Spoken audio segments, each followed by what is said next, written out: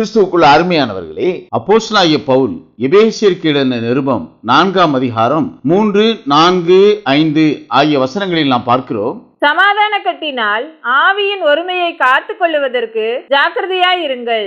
உங்களுக்கு உண்டான அழைப்பினாலே நீங்கள் ஒரே நம்பிக்கைக்கு அழைக்கப்பட்டது போல ஒரே சரீரமும் ஒரே ஆவியும் உண்டு, ஒரே கர்த்தரும் ஒரே விசுவாசமும் ஒரே ஞானஸ்நானமும். இங்கே ஒரே நம்பிக்கை என்றும் ஒரே சரீரம் என்றும் ஒரே ஆவி என்றும் ஒரே கர்த்தர் என்றும் ஒரே விசுவாசம் என்றும் ஒரே ஞானஸ்நானம் என்றும் குறிப்பிடப்பட்டிருக்கிறது. இங்கே ஒரே நம்பிக்கை, இந்த ஒரே நம்பிக்கை ஒரே விசுவாசமாகும். இந்த ஒரே நம்பிக்கை அவர்களை ஒரு விசுவாசத்துக்குள்ளவர்களாக வழிநடத்தி, அந்த விசுவாசம் ஒரே சரீரத்தை கொண்டு கிறிஸ்துவின் சரீரமாய் உருவாக்கப்படவும், ஒரே ஆவியை கொண்டவர்களாய் ஒரே கர்த்தரை விசுவாசத்தோடு ஏற்றுக்கொள்கிறவர்களாகவும், அதற்கென்று கட்டளையிடப்பட்டிருக்கிற அந்த ஞானத்தை பெற்றுக்கொண்ட ஒரு ஸ்நானத்தை பெற்றவர்களாக மாறுவது கிறிஸ்துவுக்கு ஏற்ற கிரியை என்று சாட்சியிடப்பட்டிருக்கிறது. எபேசியருக்கு பவுல் எழுதின நிருபம் 5ஆம் அதிகாரம் 8வது வசனத்திலே நாம் பார்க்கிறோம்.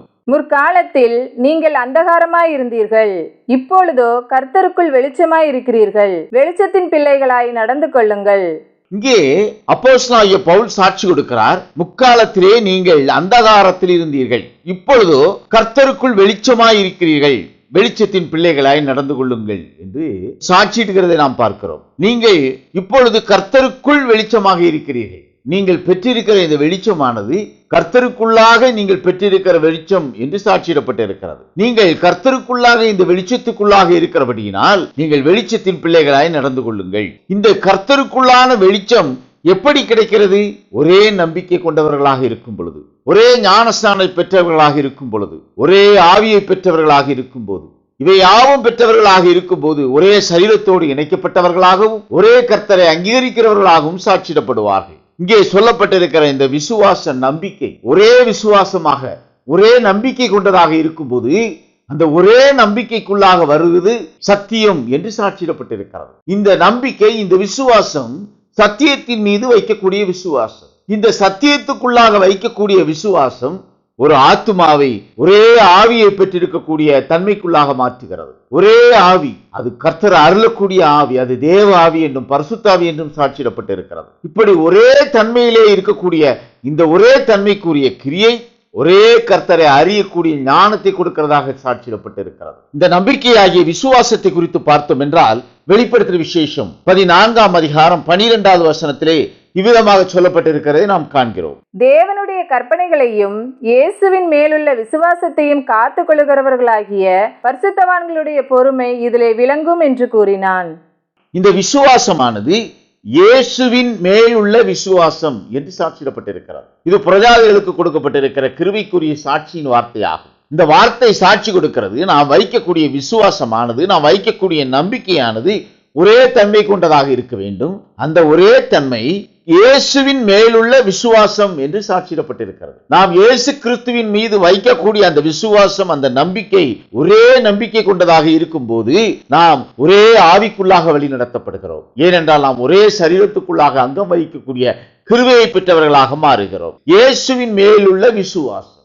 இந்த இயேசுவின் மேலுள்ள விசுவாசத்தை அறிய நாம் இயேசு கிறிஸ்து யார் என்று அறிந்தவர்களாக இருக்க வேண்டும். இயேசு கிறிஸ்து யார் என்று அறிந்தவன் தேவனால் பிறந்தவன் என்று அப்போஸ்தலனாகிய யோவான் கொடுக்கக்கூடிய சாட்சியை 1 யோவான் 5ஆம் அதிகாரம் 1வது வசனத்திலே நாம் பார்க்கிறோம். இயேசுவானவரே கிறிஸ்து என்று விசுவாசிக்கிற எவனும் தேவனால் பிறந்திருக்கிறான். பிறப்பித்தவரிடத்தில் அன்பு கூறுகிற எவனும் அவராலே பிறப்பிக்கப்பட்டவனிடத்திலும் அன்பு கூறுகிறான்.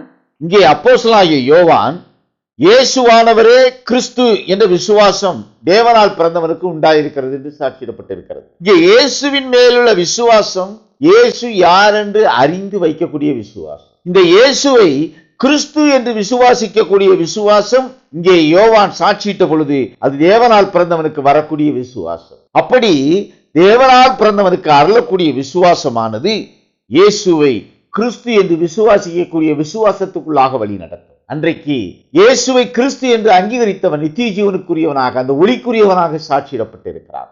அந்த ஒளி கிறிஸ்துவுக்குள்ளாக கொடுக்கப்படக்கூடிய ஒளி. அவன் இயேசுவை கிறிஸ்து என்று அங்கீகரிக்கிறவனாக இருக்க வேண்டும். இயேசுவை கிறிஸ்து என்று அங்கீகரித்த இஸ்ரவேலன் யூதன் தனக்குள்ளாக கிறிஸ்துவுக்குள்ளாக ஒளியை பெற்றவனாக சாட்சியிடப்பட்டிருக்கிறான். இந்த கிறிஸ்துவுக்குள்ளாக வைக்கக்கூடிய இந்த விசுவாசமானது இயேசுவே கிறிஸ்து என்று அங்கீகரிக்கிறதாக முதலாவது சாட்சியிடப்பட்டது. அதன் பின்னர் இந்த சாட்சியானது சபைகளுக்குள்ளாக வருகிறது. வேதம் சொல்கிறது இயேசு கிறிஸ்துவின் சரீரமாகிய சபை என்று. இயேசு கிறிஸ்துவின் சரீரமாகிய சபை மீது வைக்கக்கூடிய விசுவாசம் இயேசு கிறிஸ்து மீது வைக்கக்கூடிய விசுவாசம். முன்னர் இயேசுவை கிறிஸ்து என்று விசுவாசிக்கக்கூடிய விசுவாசம் ஒரே நம்பிக்கைக்குரிய விசுவாசம். அது ஒரே ஆவியை பெற்றுக்கொள்ள கிருபையை கொடுத்த விசுவாசமாக சாட்சியிடப்பட்டது. அந்த ஒரே ஆவியை பெற்றிருக்கிறவன் ஒரே கர்த்தரை ஏற்றுக்கொள்கிறவனாக சாட்சியிடப்படுகிறான். அதன் பின்னர் சபைக்காலங்கள் எழும்புகிறது. இந்த சபைக்காலங்களுக்குள்ளாக வரக்கூடிய விசுவாசம் கிறிஸ்துவின் சரீரமாகிய சபை மீது வைக்கக்கூடிய விசுவாசம். கிறிஸ்துவின் சரீரமாகிய சபை மீது வைக்கக்கூடிய விசுவாசம் கிறிஸ்துவின் மேலுள்ள விசுவாசமாக சாட்சியிடப்பட்டிருக்கிறது. ஏனென்றால் இந்த சபையானது கிறிஸ்துவினுடைய வலது கரத்திலிருந்து அனுப்பப்பட்ட நட்சத்திரங்களின் மூலமாக ஸ்தாபிக்கப்பட்டது. கிறிஸ்துவின் கரத்திலிருந்து அனுப்பப்பட்ட நட்சத்திரங்களை கொண்டு ஸ்தாபிக்கப்பட்ட இந்த சபை கிறிஸ்துவின் மேலுள்ள விசுவாசத்தை ஒரே விசுவாசமாக ஒரே நம்பிக்கைக்குரியதாக அங்கே மாற்றிற்று. ஒரு சபை அது தனக்குள்ளாக வரக்கூடிய விசுவாசிகளுக்கு ஒரே விசுவாசத்தை கொடுக்கிறதாக சாட்சியிட்டது. அந்த ஒரே விசுவாசம் ஒரே நம்பிக்கை ஒரே ஆவியை பெற்றுக் கொள்ளக்கூடிய கிருபையை கொடுத்தது. அந்த ஒரே ஆவி கர்த்தரை அறியக்கூடிய அறிவை பெற்றுக் கொடுக்கக்கூடிய கிருபையை கொடுத்ததாக சாட்சியிடப்பட்டது. அந்த சபைகளுக்குள்ளாக பெறக்கூடிய ஞானஸ்நானம் ஒரே ஞானஸ்நானமாக கர்த்தருடைய கரத்தில் இருந்து அனுப்பப்பட்ட நட்சத்திரங்களின் மூலமாக கொடுக்கப்பட்ட ஞானஸ்நானமாக அமைந்தது. 7 சபை காலங்களிலும் ரட்சிப்புக்கு ஏதுவான அந்த விசுவாசமானது பரத்திலிருந்து அருளக்கூடிய விசுவாசமாக அந்த சபை தூதர்கள் மூலமாக அந்த சபை விசுவாசிகளுக்கு போதிக்கப்பட்டது. அந்த நம்பிக்கை கர்த்தர் மீது வைக்கக்கூடிய நம்பிக்கையாக சபை தூதர்கள் மூலமாக அந்த சபைக்குரிய விசுவாசிகளுக்கு சாட்சியிடப்பட்டது.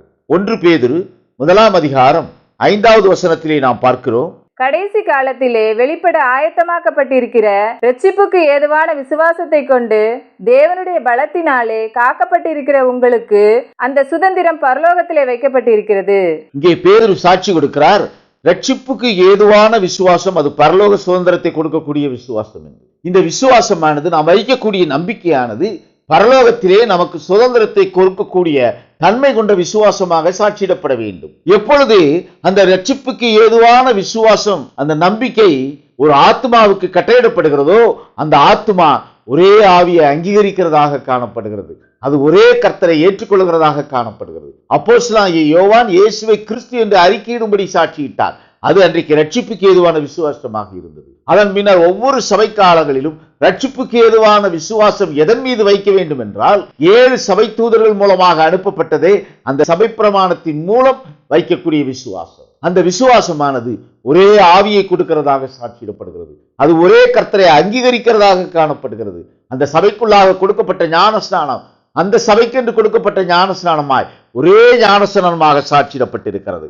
கிறிஸ்துவை யார் என்று அறிந்து அதன் மீது வைக்கக்கூடிய விசுவாசமே ஜீவனுக்கு ஏதுவான விசுவாசமாக சாட்சியிடப்பட்டிருக்கிறது. இயேசு கிறிஸ்துவை அறியக்கூடிய அறிவு ஒளியை கொடுக்கக்கூடியதாக சாட்சியிடப்பட்டிருக்கிறது. அந்த ஒளியை பெற்றுக்கொள்ளக்கூடிய கிருபையை பெற்றவன் அந்த ஒளிக்கு சாட்சியிடுகிறவனாக ஒவ்வொரு காலத்திலும் ஏற்படுத்தப்பட்டு சாட்சியிட்டு வருகிறார். விசுவாசமானது ஒவ்வொரு காலத்திலும் ஒவ்வொரு விதமான தன்மையை விசுவாசிக்க வேண்டும் என்று சாட்சியிடப்பட்டிருக்கிறது. எபிரேயருக்கு நிருபம் 11 அதிகாரம் பலவிதமான விசுவாசிக்கக்கூடிய தன்மையை குறித்து நாம் பார்க்கிறோம். ஒவ்வொரு காலத்திலும் அவர்களுடைய விசுவாசம் எப்படிப்பட்ட விசுவாசமாக இருந்தது, எதன் மீது வைக்கக்கூடிய விசுவாசமாக இருந்தது என்று இங்கே எபிரேயருக்கு நிருபத்திலே சாட்சியிடப்பட்டிருக்கிறது. எப்படி ஒரே நம்பிக்கை ஒரே விசுவாசம் என்று சாட்சியிடப்பட்டிருக்கிறதோ இந்த ஒரே நம்பிக்கையும் இந்த ஒரே விசுவாசமும் ஒரு காலத்துக்கு கொடுக்கப்பட்டிருக்கக்கூடிய ஒரே தன்மைக்குரிய காரியமாகும். அந்த காலத்துக்கென்று கொடுக்கப்பட்டிருக்கக்கூடிய அந்த வார்த்தையை அந்த பிரமாணத்தை அதை ஏற்றுக்கொள்ளக்கூடியவன் அதன் மீது வைக்கக்கூடிய விசுவாசத்தை கொண்டவன் ஒளியை பெற்றவனாக சாட்சியிடப்படுகிறான். அவன் ஒரே கர்த்தரை அங்கீகரிக்கிறவனாகவும் ஒரே ஆவியை பெற்றுக்கொள்ள கிருபை பெற்றவனாகவும் சாட்சியிடப்பட்டிருக்கிறார். இங்கே ஒவ்வொரு காலத்திலும் ஒவ்வொரு விதமான விசுவாசத்தை ஒவ்வொரு தன்மையை கொண்டவர்கள் சாட்சியிடுகிறதை நாம் பார்க்கிறோம். முதலாவது ஆபேலுடைய பலி என்று எபிரேயருக்கு நிருபம் 11 அதிகாரம் 4வது வசனத்திலே நாம் பார்க்கிறோம். விசுவாசத்தினாலே ஆபேல் காயினுடைய பலியிலும் மேன்மையான பலியை தேவனுக்கு செலுத்தினான். அதனாலே அவன் நீதிமான் என்று சாட்சி பெற்றான். அவனுடைய காணிக்கைகளை குறித்து தேவனே சாட்சி கொடுத்தார். அவன் மரித்தும் இன்னும் பேசுகிறான். ஆபேலுடைய பலி, இங்கே காயினுடைய பலியை காட்டிலும் ஆபேலுடைய பலி விசுவாசம் கொண்டதாக ஒரு பலியாக சாட்சியிடப்பட்டிருக்கிறது. ஆபேல் தான் எடுத்துக்கொண்டிருக்கக்கூடிய அந்த பலிக்குரிய காரணி அவனை அந்த விசுவாசத்துக்குள்ளாக பூரணப்படக்கூடிய ஒரு நிலை, அவன் கர்த்தர் இன்னது என்று அறிந்த நிலை. அதனால் இங்கே அவனுக்கு அருளப்பட்ட ஆவி நித்திய ஜீவனை கொடுக்கக்கூடிய ஆவியாக சாட்சியிடப்படுகிறது. ஏனோக்கு எடுத்துக்கொள்ளப்படக்கூடிய ஒரு விசுவாசத்துக்குள்ளாக இருந்தான். விசுவாசத்தினால் ஏனோக்கு எடுத்துக்கொள்ளப்பட்டான் என்று சாட்சியிடப்பட்டிருக்கிறது. அவன் வைத்திருக்கிற விசுவாசம் அன்றைக்கென்று கர்த்தர் அவன் செய்ய வேண்டிய காரணியாக கொடுக்கப்பட்டிருக்கிற அந்த காரியத்தின் மூலம் அவன் வைக்கக்கூடிய விசுவாசம், அவன் எடுத்துக்கொள்ளப்படக்கூடிய கிருபையை அவனுக்கு கொடுத்தது. அவனுடைய விசுவாசம் கர்த்தரோடு எடுத்துக்கொள்ளப்படக்கூடிய அந்த நிலைக்குள்ளாக இருந்தது. அவனுடைய விசுவாசம் ஆபேலினுடைய விசுவாசம் போல அல்ல.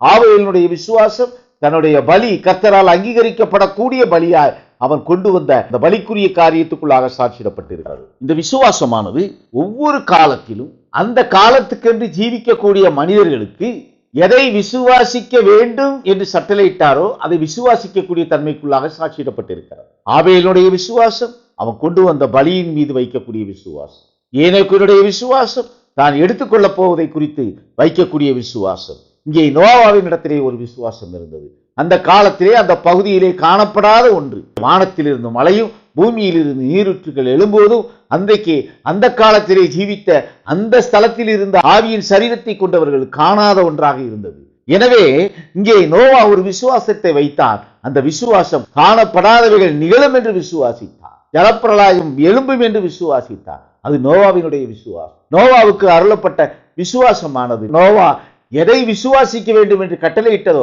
அதை விசுவாசிப்பதாகும். இங்கே ஒவ்வொருவருக்கும் ஒவ்வொரு தன்மையிலான விசுவாசம் ஏற்பட அங்கே ஒவ்வொரு விதமான காரியம் சாட்சியிடப்பட்டிருக்கிறது. அதே போல ஆபிரகாமுடைய விசுவாசம் ஜனத்திரள்களை தன்னகத்தை கொண்டு அவன் பூமியிலே அவனுடைய ஆளுமையை ஏற்படுத்தக்கூடிய ஒரு விசுவாசமாக, அவனுடைய ஜனக்கூட்டம் பெருகத்தக்கதான ஒரு ஆசீர்வாதத்தை பெறத்தக்கதாக அந்த விசுவாசம் அவனுக்கு கட்டளையிட்டது. ஆபிரகாமுடைய விசுவாசம் மற்றுமாக சாராளுடைய விசுவாசம் கற்பம் செத்த நிலையிலும் அவர்கள் குமாரனை பெறக்கூடிய ஒரு கிரியை செய்யக்கூடிய விசுவாசமாக அது சாட்சியிடப்பட்டிருக்கிறது. மறுபடியாக ஈசாக்கினுடைய விசுவாசம் யாக்கோபையும் ஏசாவையும் அழைத்து ஆசீர்வதித்தது. பின்னர் அவர்களுக்கு இவைகளெல்லாம் சம்பவிக்க போகிறது என்பதை விசுவாசித்து அவர்களுக்கு அங்கே அவர்கள் மத்தியிலே ஆசீர்வாதத்தை கொடுத்தது. யாக்கோபினுடைய விசுவாசமும் ஈசாக்கினுடைய விசுவாசத்தை போல தன்னுடைய பிள்ளைகளை அழைத்து அவர்களை ஆசீர்வதிக்கக்கூடிய ஒரு நிலை, அவர்களுக்கு இப்படியான தன்மையிலே ஆசீர்வாதம் கிடைக்கப் போகிறது என்பதை விசுவாசித்து அவன் கொடுக்கக்கூடிய வார்த்தையாக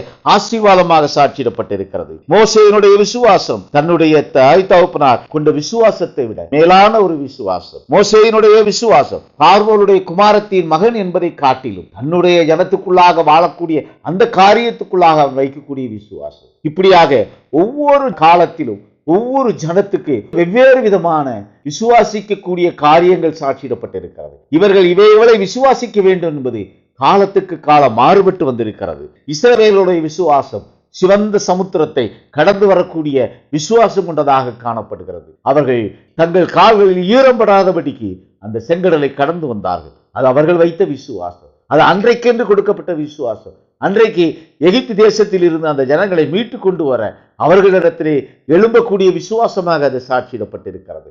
ஆனால் இந்த விசுவாசம் இன்றைக்கு கொடுக்கப்படுகிற விசுவாசமாக இன்றைக்கு விசுவாசிக்கக்கூடிய காரணியாக சாட்சியிடப்படவில்லை. இன்றைக்கு சிவந்த சமுத்திரத்துக்குள்ளாக செங்கடல் பிளக்கத்தக்கதான ஒரு விசுவாசம் கொண்டு ஒருவன் அந்த செங்கடலுக்குள் இறங்குவானே ஆனால் அது ஏற்றுக்கொள்ளக்கூடிய விசுவாசமாக கர்த்தருடைய சமூகத்தில் அங்கீகரிக்கப்படுகிற விசுவாசமாக காணப்படாது.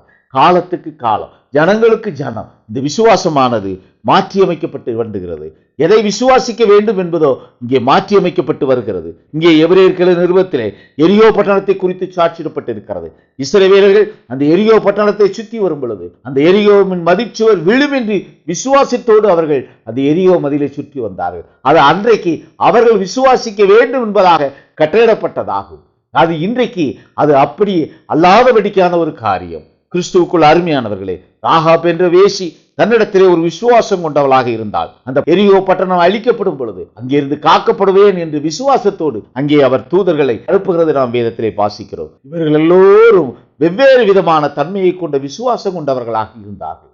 இந்த வெவ்வேறு தன்மையுள்ள விசுவாசத்தை கர்த்தர் எதை விசுவாசிக்க வேண்டும் என்று சொன்னாரோ அதை அவர்கள் விசுவாசித்தார்கள். இங்கே இவர்களிடத்திலே காணப்பட்ட இந்த விசுவாசமானது கர்த்தர் அன்றைக்கு அவர்கள் எதை விசுவாசிக்க வேண்டும் என்று எதிர்பார்த்தாரோ, எதை விசுவாசிக்க வேண்டும் என்று சித்தம் கொண்டவராக இருந்தாரோ அதை விசுவாசித்தவர்களாக காணப்பட்டார்கள்.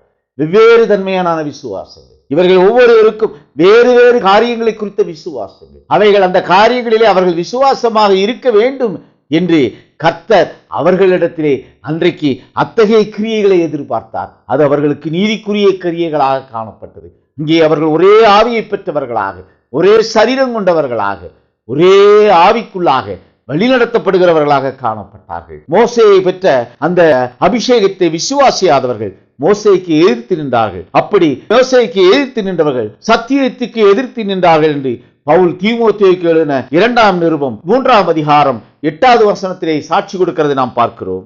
என்னையும் எப்பிரேயும் மோசேக்கு எதிர்த்து நின்றது போல இவர்களும் சத்தியத்திற்கு எதிர்த்து நிற்கிறார்கள். இவர்கள் துர்புத்தியுள்ள மனுஷர்கள், விசுவாச விஷயத்தில் பரீட்சைக்கு நில்லாதவர்கள். விசுவாசம் இல்லாதவர்கள் சத்தியத்திற்கு எதிர்த்து நின்றார்கள். மோசேக்கு எதிர்த்து நின்ற என்னையும் எம்பிரேயும் போல விசுவாசம் இல்லாதவர்கள் எதிர்த்திருக்கக்கூடிய கிரியை. இங்கே விசுவாசிகள் அவ்விசுவாசிகள் என 2 தன்மைகளாக வேறுபிரிக்கப்படுகிறார்கள். யார் விசுவாசி? யார் சத்தியத்தை விசுவாசிக்கிறார்களோ அவர்கள் விசுவாசிகள். யார் சத்தியத்தை ஏற்றுக்கொள்ளவில்லையோ அவர்கள் அவிசுவாசிகள். எது சத்தியம்? கர்த்தர் இந்தந்த கிரியைகள் நடக்க வேண்டும் என்று சாட்சியிட்டாரே அதுவே சத்தியமாக சாட்சியிடப்பட்டிருக்கிறது. ஆபேலுக்கு பலி செலுத்துவதிலே வைக்கக்கூடிய விசுவாசம் அன்றைக்கு விசுவாசமாக கர்த்தருடைய சித்தத்துக்குரிய விசுவாசமாக சாட்சியிடப்பட்டது. அப்படியாக நோவாவுக்கு கொண்ட விசுவாசம், ஆபிரகாம் கொண்ட விசுவாசம், இப்படியாக ஒவ்வொருவருக்கும், ஒவ்வொரு ஜனத்துக்கும், ஒவ்வொரு காலத்திலே ஜீவித்தவர்களுக்கும் எதை விசுவாசிக்க வேண்டும் என்று கர்த்தர் சாட்சி கொடுத்தாரோ அதுவே சத்தியமாக சாட்சியிடப்பட்டிருக்கிறது. சத்தியத்தை விசுவாசிக்கிறவன் விசுவாசியாகிறார். அவன் ஒளிக்குரியவனாகிறார். அவன் அந்த ஒரே சரீரத்துக்குள்ளாக கட்டப்பட்டவனாக காணப்படுகிறான். ஒரே விசுவாசம். ஒரு காலத்திலே அனுப்பப்படுகிற அந்த பிரமாணத்தை, சத்தியத்தை ஏற்றுக்கொள்ளக்கூடிய ஒரு நிலை. ஒரு காலத்தில் அவர் ஒரே சத்தியத்தை ஒரே குடும்பம் முழுவதும் அங்கே சாட்சியிடக்கூடிய ஒரு நிலை. எது சத்தியம்? எதை விசுவாசிக்க வேண்டும் என்று கர்த்தர் கட்டளையிடுகிறாரோ அதுவே சத்தியமாக சாட்சியிடப்பட்டிருக்கிறது. நாம் எதை விசுவாசிக்க வேண்டும் என்று கர்த்தர் சாட்சி கொடுக்கிறாரோ அதன் மீது வைக்கக்கூடிய விசுவாசமே அதுவே கர்த்தர் விரும்புகிற விசுவாசமாக, ஒளிக்குரிய தேசத்துக்குள்ளாக வழிநடத்தக்கூடிய கிருபையை கொடுக்கக்கூடிய விசுவாசமாக சாட்சியிடப்பட்டிருக்கிறது. கர்த்தருடைய சித்தமே சத்தியமாக சாட்சியிடப்பட்டிருக்கிறது. கர்த்தர் அன்றைக்கு ஜலப்பிரளயத்தின் மூலம் அந்த நோவா வாழ்ந்த பகுதியை அழிக்க வேண்டும் என்று சித்தம் கொண்டவராக இருந்தார். அங்கே நோவாவின் குடும்பம் காக்கப்பட அவருடைய சித்தம் அங்கே எழும்பிற்று. நோவா குடும்பத்தாரை தவிர மற்றவர்கள் அவிசுவாசிகளானார்கள். நோவாவும் நோவா குடும்பத்தாரும் அந்த சத்தியத்துக்கு கீழ்ப்படிந்தார்கள். அந்த சத்தியம் ஜலப்பிரளயம் எழும்ப போகிறது என்பதை குறித்து சாட்சியிட்ட சத்தியமாக அமைந்தது. சூழல் அங்கே சாதகமாக இல்லாதிருந்தாலும் அவர்கள் சத்தியத்தை விசுவாசிக்கக்கூடிய விசுவாசம் அவர்களை ஜலப்பிரளயத்திலிருந்து காக்கக்கூடிய கிருபையை கொடுத்ததாக சாட்சியிடப்பட்டது. தீமோத்தேயுக்கு பவுல் எழுதின 1ஆம் நிருபத்திலே 4ஆம் அதிகாரம் 1வது வசனத்திலே இங்கே ஒரு சாட்சியை குறித்து பவுல் கொடுக்கிறார். ஆகிலும் ஆவியானவர் வெளிப்படையாய் சொல்லுகிறபடி பிற்காலங்களிலே மனசாட்சியில் சூடுண்ட பொய்யருடைய மாயத்தினாலே சிலர் வஞ்சிக்கிற ஆவிகளுக்கும் பிசாசுகளின் உபதேசங்களுக்கும் செவி கொடுத்து விசுவாசத்தை விட்டு விலகி போவார்கள். பிற்காலங்களிலே சத்தியத்துக்கு செவி கொடாமல் பிசாசுகளுடைய சுவிசேஷத்துக்கு செவி கொடுக்கக்கூடிய ஒரு நிலை. பிசாசு சத்தியத்துக்கு எதிர்த்து நிற்கிறவன். சத்தியம் தேவ சித்தம். தேவ சித்தத்துக்கு எதிராக ஆத்துமா கொண்டவனை தூண்டிவிடக்கூடிய கிரியைகளை செய்கிறவன் சத்துரு. அவன் பொய் உரைப்பதின் மூலம் சத்தியத்துக்கு எதிர்த்து நிற்கிறவனாக காணப்படுகிறான். சத்தியம் உண்மையுள்ளதாக காணப்படுகிறது. சத்தியத்துக்கு எதிர்த்து நிற்கிறவன் பொய்க்கு பிதாவுமாய் இருக்கிறான் என்று சாட்சியிடப்பட்டிருக்கிறது. நாம் வேதத்திலே வாசிக்கிறோம். அவன் சத்தியத்துக்கு எதிர்த்து நிற்கிறவன். பொய் சத்தியத்துக்கு எதிரானது. சத்தியம் எதை விசுவாசிக்க வேண்டும் என்று சாட்சியிடப்பட்டிருக்கிறதோ அதுவே சத்தியம். எதை கர்த்தர் விசுவாசிக்க வேண்டும் என்று சாட்சி கொடுக்கிறாரோ அதுவே சத்தியமாக இருக்கிறது. இந்த சத்தியமானது ஒரே சத்தியமாய், இந்த சத்தியமானது ஒரே உண்மையாய், ஒரே நம்பிக்கைக்குரியதாய் ஒவ்வொரு காலத்திலும் சாட்சியிடப்பட்டிருக்கிறது. அந்த காலத்திலே ஜீவிக்கக்கூடிய ஜனங்களுக்குள்ளாக ஒரே விசுவாசம் காணப்பட வேண்டும். இந்த ஒரே விசுவாசமானது, ஒரே நம்பிக்கையானது, ஒரே ஆவியை அவர்களுக்குள்ளாக அனுப்பக்கூடிய ஒரு நிலை. ஒரே ஆவிக்குள்ளாக அவர்கள் கட்டப்படக்கூடிய ஒரு நிலை. இந்த ஒரே ஆவிக்குள்ளாக கட்டப்படுகிறவர்கள் ஒரே கர்த்தரை அறியக்கூடிய கிருபையை பெற்ற ஜனமாக சாட்சியிடப்படுகிறார்கள். நாம் பார்த்தோம், ஒரே விசுவாசம், அதாவது ஒரே நம்பிக்கை. இங்கே ஒரே சரீரம். இந்த ஒரே நம்பிக்கை கொண்டிருக்கிறவர்கள் ஒன்று கூட்டப்பட்டு ஒரே சரீரமாக சாட்சியிடப்படுகிறார்கள். இந்த ஒரே சரீரம் அங்கே கர்த்தருடைய சித்தத்தை அங்கீகரிக்கிறவர்களுடைய சரீரங்களாக சாட்சியிடப்பட்டிருக்கிறது. இவர்களுடைய சரீரங்கள் வேறு வேறாக இருந்தாலும் இவையாவும் விசுவாசத்துக்குள்ளாக கட்டப்படுகிற ஒரே சரீரமாக சாட்சியிடப்பட்டிருக்கிறது. ரோமாவரியாருக்கு பவுல் எழுதின நிருபம் 7ஆம் அதிகாரம் 4வது வசனத்திலே நாம் பார்க்கிறோம், அப்படி போல என் சகோதரரே, நீங்கள் மரித்தோரிலிருந்து எழுந்த கிறிஸ்து என்னும் வேறொருவருடையவர்களாகி தேவனுக்கென்று கனி கொடுக்கும்படி கிறிஸ்துவின் சரீரத்தினாலே நியாயப்பிரமாணத்திற்கு மரித்தவர்களானீர்கள். தேவனுக்கென்று கனி கொடுக்கும்படி கிறிஸ்துவின் சரீரத்தினாலே நியாயப்பிரமாணத்துக்கு மரித்தவர்களானீர்கள் என்று இங்கே பவுல் ஒரு சாட்சியை கொடுக்கிறார். முந்திய பிரமாணம் அது நியாயப்பிரமாண காலத்திலே நியாயப்பிரமாணம் சத்தியமாக இருந்தது. ஏனென்றால் சத்தியத்தை விசுவாசிக்க வேண்டும். சத்தியத்தை விசுவாசிக்கிறவன் ஒளிக்குரியவனாக ஒரே ஆவிக்குள்ளாக கட்டப்படுகிறவனாக காணப்படுகிறார். இங்கே நியாயப்பிரமாணமானது நிறைவேறிற்று. இங்கே கிறிஸ்துவின் சரீரத்துக்குள்ளாக நியாயப்பிரமாணம் நிறைவேறின பிரமாணமாக சாட்சியிடப்பட்டிருக்கிறது. நியாயப்பிரமாணம் நிறைவேறின பின் அந்த நியாயப்பிரமாணத்துக்கு ஏற்ற கிரியை விசுவாசத்துக்கு ஏற்ற கிரியையாக சாட்சியிடப்படவில்லை. இந்த நியாயப்பிரமாணத்துக்கு ஏற்ற கிரியை மரணத்துக்கு ஏற்ற கிரியையாக சாட்சியிடப்பட்டிருக்கிறது. ஏனென்றால் அந்த பிரமாணம் அங்கே நிறைவேறிற்று. அது ஒளியை கொண்டு வந்து சேர்க்கிறதில்லை. இந்த விசுவாசம் ஒளியை கொண்டு சேர்க்கக்கூடிய தன்மையிலே அந்த விசுவாசிகளுக்கு வெளிப்படுத்தப்பட வேண்டும். இங்கே நியாயப்பிரமாணம் மரித்த நிலை, நியாயப்பிரமாணத்தின் கிரியைகள் மரித்த நிலை, நியாயப்பிரமாணத்தின் கிரியை நீதிமான் ஆக்காத நிலை, நியாயப்பிரமாணத்தின் கிரியை சத்தியத்துக்கு எதிரான கிரியையாக சாட்சியிடப்பட்டிருக்கிறது. ஏனென்றால் அன்றைக்கு இயேசு கிறிஸ்துவே சத்தியமாக அனுப்பப்பட்டார். கிறிஸ்துவின் மீது வைக்கக்கூடிய விசுவாசமே அங்கு ஜீவனுக்கு ஏதுவத விசுவாசமாக சாட்சியிடப்பட்டிருக்கிறது. அதன் பின்னர் ஒரே சரீரமாய் கிறிஸ்துவின் சரீரமாகிய சபை எழும்ப ஆரம்பித்தது. கிறிஸ்துவின் சரீரமாகிய சபை ஒவ்வொரு அங்கம் கொண்டதாக ஒவ்வொரு காலத்திலும் அது வளர ஆரம்பித்தது. இன்றைக்கு கிறிஸ்துவின் சரீரமாகிய சபை பூரணப்பட்டிருக்கக்கூடிய ஒரு நிலை. இது ரகசிய வருகைக்கு முன்பாக இந்த சரீரமானது மனவாட்டியால் எடுத்துக்கொள்ளப்படக்கூடிய ஒரு நிலை. ஒரே விசுவாசம் ஒவ்வொரு சபை காலத்திலும், ஒரே விசுவாசம் அவர்களுக்கென்று கொடுக்கப்பட்டிருக்கிற காலத்திலே அந்த சபைக்கென்று கொடுக்கப்பட்டிருக்கிற பிரமாணம் சத்தியமாகி அந்த சத்தியத்தை அங்கீகரிக்கிறவர்கள் ஒரே ஆவியை பெற்றவர்களாக சாட்சியிடப்பட்டார்கள். அவர்கள் ஒரே சரீரத்துக்குள்ளாக ஒரே கர்த்தரை அங்கீகரித்தவர்களாக காணப்பட்டார்கள். அங்கே சபை காலங்கள் எழும்பிற்று. அநேகராகிய நாமும் ஒரே சரீரமாய் இருக்கிறோம் என்று பவுல் கொரிந்தியருக்கு முதலாம் நிருபம் 10ஆம் அதிகாரம் 17வது வசனத்திலே கொடுக்கக்கூடிய சாட்சியை நாம் பார்க்கிறோம். அந்த ஒரே அப்பத்தில் நாம் எல்லோரும் பங்கு பெறுகிறபடியால் அநேகரான நாம் ஒரே அப்பமும் ஒரே சரீரமுமாய் இருக்கிறோம். அநேகராகிய நாமும் ஒரே சரீரமாய் இருக்கிறோம் என்று சாட்சி கொடுக்கிறார். அநேகர் ஒரே சரீரம். ஏனென்றால் அவர்கள் வைத்த விசுவாசம் ஒரே விசுவாசமாக இருந்தது. ஒரே சாட்சியின் மீது வைக்கக்கூடிய விசுவாசம். அவர்கள் ஒரே சத்தியத்தின் மீது வைக்கக்கூடிய விசுவாசிகளாக காணப்பட்டார்கள். அப்படி காணப்பட்ட அநேக சரீரம் கொண்ட ஆத்துமா கொண்டவர்கள் ஒரே சரீரமாக இங்கு சாட்சியிடப்பட்டிருக்கிறார்கள். ஒவ்வொரு சபை காலத்திலும் அதே போலத்த ஒரு நிலை. பவுல் முதலாவது சபைக்கு என்று அனுப்பப்பட்ட தூதன். அவன் ஒரே சரீரத்துக்குள்ளாக அந்த சபைக்குள்ளாக கட்டப்பட்டவர்களை ஒரே சரீரத்துக்குள்ளாக ஒரே விசுவாசத்துக்குள்ளாக வழிநடத்தினவனாக சாட்சியிடப்படுகிறான். அங்கே சபையார் யாவரும் ஒரே விசுவாசம் கொண்டவர்களாக இருந்தார்கள். அந்த ஒரே விசுவாசம் அவர்களை ஒரே சரீரமாக மாற்றிட்டு அந்த ஒரே சரீரம் ஒரே ஆவி கிரியை செய்யக்கூடிய ஒரு நிலை. அந்த ஒரே ஆவி அவர்களை சத்தியத்துக்குள்ளாக வழிநடத்தி ஒளிக்குரியவர்களாக மாற்றக்கூடிய ஒரு கிருபையை பெற்ற ஜனமாக மாற்றிற்று. முதலாவது சபைக்குரிய தூதனாக அனுப்பப்பட்ட அப்போஸ்தலனாகிய பவுல் இங்கே சாட்சியிட போல முதலாவது சபைக்குரிய அந்த சரீரம் அது முதலாவது சபை என்று சாட்சியிடப்பட்டிருக்கிறது நாம் பார்க்கிறோம். முதலாவது சபைக்குரிய விசுவாசிகள் யாவரும் ஒரே சரீரம் கொண்டவர்களாக காணப்பட்டார்கள். இந்த ஒரே சரீரம் கொண்டவர்களுக்குள்ளாக ஒரே ஆவி கிரியை செய்யக்கூடிய ஒரு நிலை. அப்போஸ்தலனாகிய பவுல் கொரிந்தியருக்கு எழுதின முதலாம் நிருபம் 12ஆம் அதிகாரம் 12வது வசனத்திலே நாம் பார்க்கிறோம். எப்படி எனில் சரீரம் ஒன்று, அதற்கு அவயவங்கள் அநேகம். ஒரே சரீரத்தின் அவயவங்கள் எல்லாம் அநேகமாயிருந்தும் சரீரம் ஒன்றாகவே இருக்கிறது. அந்த பிரகாரமாக கிறிஸ்துவும் இருக்கிறார். இங்கே ஒரே ஆவியினால் ஒரே சரீரத்துக்குள்ளாகி ஒரே ஞானஸ்நானம் என்று சாட்சி கொடுத்திருக்கிறார். இந்த ஒரே சரீரம் ஒரே சபைக்குள்ளாக கட்டப்பட்டிருக்கிற ஜனங்கள், ஒரே சபைக்குள்ளாக கூட்டப்பட்டிருக்கிற ஜனங்கள், அவர்கள் பவுல் மூலமாக சாட்சியிடப்பட்ட சத்தியத்தை விசுவாசித்தார்கள். ஏனென்றால் முதலாவது சபைக்கு பவுல் மூலமாக கொடுக்கப்பட்ட பிரமாணமே சத்தியமாக சாட்சியிடப்பட்டிருக்கிறது. அந்த சத்தியத்தை யார் ஏற்றுக்கொண்டார்களோ அவர்கள் அந்த சரீரத்தோடு அங்கம் கொண்டவர்களாக ஆனார்கள். இங்கே ஒரே சரீரமாக சாட்சியிடப்படுகிறது.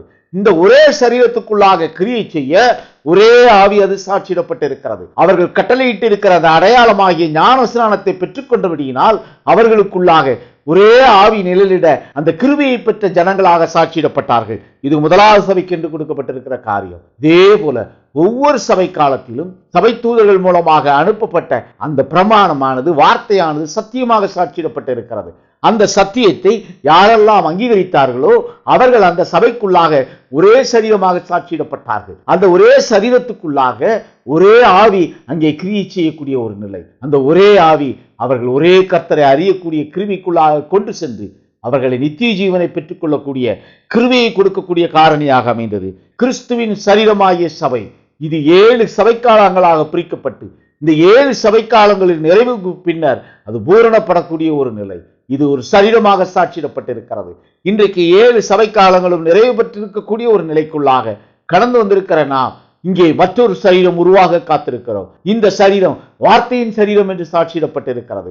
அது வார்த்தைக்குள்ளாக எழும்பக்கூடிய விசுவாசத்தை கொண்ட ஜனங்களால் ஒன்று கூட்டப்பட்டிருக்கக்கூடிய சரீரம். அந்த சரீரத்துக்குள்ளாக ஒரே ஆவி கட்டளையிடப்பட்டிருக்கிறது.